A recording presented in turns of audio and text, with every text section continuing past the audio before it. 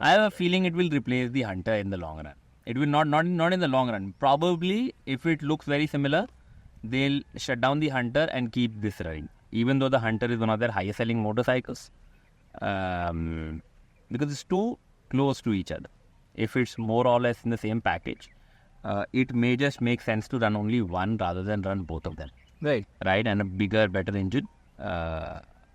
It might, because the Hunter does the exactly same thing. It's at the youth. It's more fun riding. It's nimble. It's fast for whatever it is supposed to do. And if this is a version 2 of the Hunter, it might just replace. It's a bike that sold a lot.